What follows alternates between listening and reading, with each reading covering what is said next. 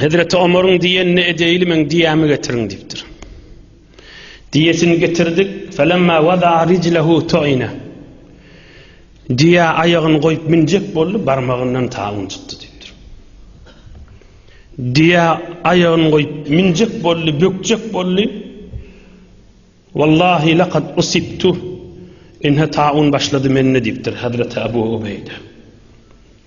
Ohum Müslümanları sürüptür. Cabiye diyen yere 30.000 nefere goloy Müslümanlar şonna şehit bolya cemaatler.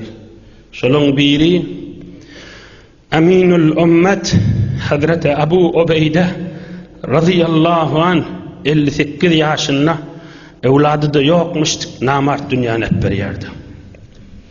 Allah Azze Celal oturan cemaatin ve dinleyenlerin tarafından Nebi-i Ekrem aleyhissalatu vesselam'a ve Hazreti Ebu Ubeyde'ye kamil salatu vesselam hediye etsin.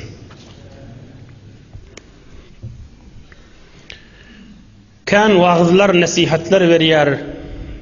Bir mantagalarda menin yerimde Muad ibn Cebel otursun diyor. Muad ibn Cebel'le taun der tutuyor. İçerisi bilen bile. Muad ibn Cebel'le 34 yaşında şu keselilen o da şu tada can veriyor. Gelelim bir kısaca derslere 2-3 ders filan tamam ederim inşallah.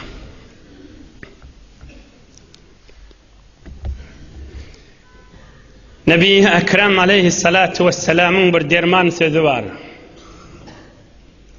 Murra aleyhi bi cenaze فقال عليه الصلاة والسلام مستريح أو مستراح منه. Ey cavan dostlar, ey hacı dedeler, ey ahuncalar, ey safıcalar, bir vakt Nebi Ekrem aleyhissalatu vesselam'ın dengesinden bir cenaze geçip bariyanmış.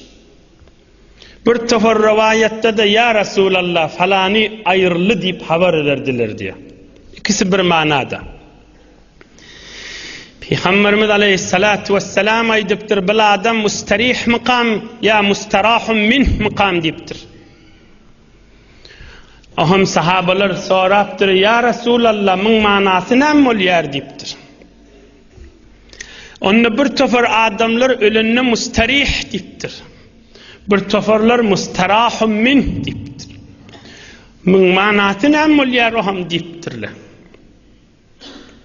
العبد المؤمن يستريح من نصب الدنيا وأذاها إلى رحمة الله عز وجل. Bir qavadam dünyadan yetişer deyiptir. Bir qavadam can veriyer deyiptir.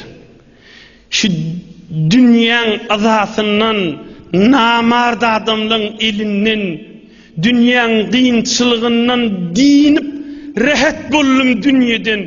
Porsu dünyadan çıkıp bariyan gününüm deyip Hudayın rahmetine geçer. Bula mustarih dünyadan dinan adam deydi. Bir tefar adamlara dünyadan dinye dünyadan geçenle deyiptir. Ama o bir böyle onun elinden halk din yer deyiptir. Bir adamlar dünyadan geçiyor. Öyle dinye dünyadan gününü kütüye. Ama bir adam dünyadan geçiyor, millet sonun elinin dinye deyiptir. Azalı kefinden, elinden, günahsinden yesterihu minhul ibad vel bilad vel şecer vel devab. Nebi Ekrem'in derman sözdaş. Ama bir adam ölüyer deyiptir. Bağlı darakta bağda şon elinden dinye deyiptir. Ot kuştu şon elinden dinye. Akar sudu şon elinden dinye. Adamla da dinye şon elinden deyiptir. İki tüysü adam olur deyiptir. Bir adam olur dünyadan geçenine ey dünyadan dinim deyip o günün kütüyer deyiptir. Ama bir adam dünyadan geçenine el-ibad vel-bilad vel-şecer vel-devab. Cengilin bağları da şondan dinim deyip begenya deyiptir. Akarsu da şondan begenya deyiptir. Mudan başına gelip günah et ya da. Millet de şonun din ya deyiptir. İki tüysliliktir adamlar. Bir tofar adamlar dünyadan dinye. Bir tofar adamlar ve millet, halk, mahluk şonun din ya deyiptir. İnhe cemaat bizim din, dünya ve din meydanımız. Biz dünyadan geçemizde dünyanın kösünmevinin dinini gayet Hudaya şükür, Hudayın rahmetine kaşıyın geçtik. Sağaman dünyadan savuluştuk diyen yağdayı tapacak bulmaz. Hazreti Ebu Ubeyde şolardanmış. Dinim tükünü dünya yağdayı deyiptir. Allah'ın rahmetine kaşıyın geçik gitti deyiptir. Bir tofar adamlar var. Mıdan meriçiliğin içinde. Eştirin şıgıcı kugurluğunu da. Dünyağının bir ova varıptım. Şu ovada ayttılar. Ahuncan stadı var meriç halva gelip Allah kuvvet versen en atasını deyip. Öyün içinde bir otağın, bir uşesine, bir ma'lul meriç hal yağdaydı. Bir meriç yatı. 40 yılı oluyor, 40 yılı oluyor yatı. Şu otağın içinde, şu bir otak, şu bir öyün içinde, öyün bütçetinde, son yaşının bir yaş küçüğe ulu yeni bir ma'lul yatı. En atası da hem sabırlı, hem şükürlü, kanları, sünkleri, etleri bitiptir şu sabır bilen şükürün içinde. Bunlara Huday verecek paydaşını işte Peygamberimizin sözünden okuyup veren cemaatler. Peygamberimizin mübarek ağzından çıkan sözü. 40 yılı oluyor olup şolar saklap durdu. En atası ikisi de şükürlü, sabırlı, bitiptirler şoň bilen. Ya bir tofar adamlar waliya öz gowresinde meriççilik ba.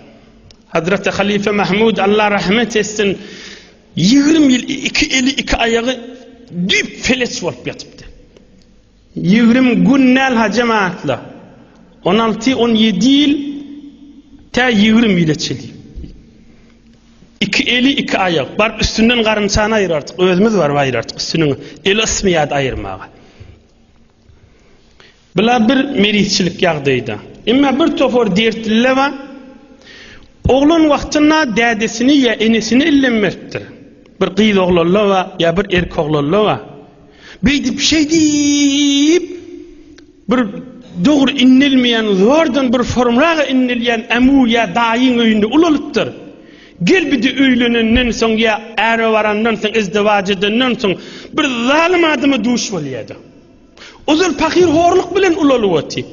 Muna da bir ıza veriyen bir zinana ya bir içerisin inlemeyen bir zalim erkek sataş ya fakir yan gezip be yine de Hudaydan daşalmanı gezip be. İneşiler de derdin içindeki adamlar. Ol derdi ki Huday Teala kıyamette paydaş verecek işte o kapri. Fakir olur yetimlikten ulalıvatıyla. İnne gelip izdivac edip ölleri bir gün teşkil, bir zindigi teşkil, bir yaşayışı uğrandan sonra yine asılıp batın er yerden anavada başına. Şu dünyadan geçip bir gün dinim dünyadan niyança başında azabada. Ya bir tofar şimahal gıyıl oğlan ya erkek oğlanlar var, ya dədesi ya enes dünyadan geçiptir ya geçmendir. Aslın en atası yüz veren akla. Ulanıptırlı en atası yüz vermen geliyordu. Cemaat ne kıymış olan gülleri.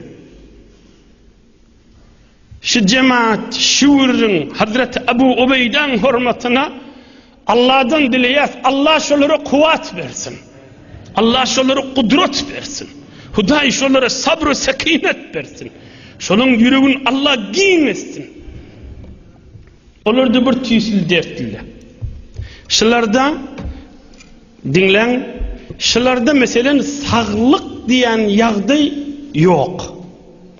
Ya bir yürek hoşluk yok. Şu dünyanın nıgmatından. Ahirine çeli dinläýin. Soňra da eşitdirin şugurjunlary, Hudaş eşitdirilleri cennet bersin.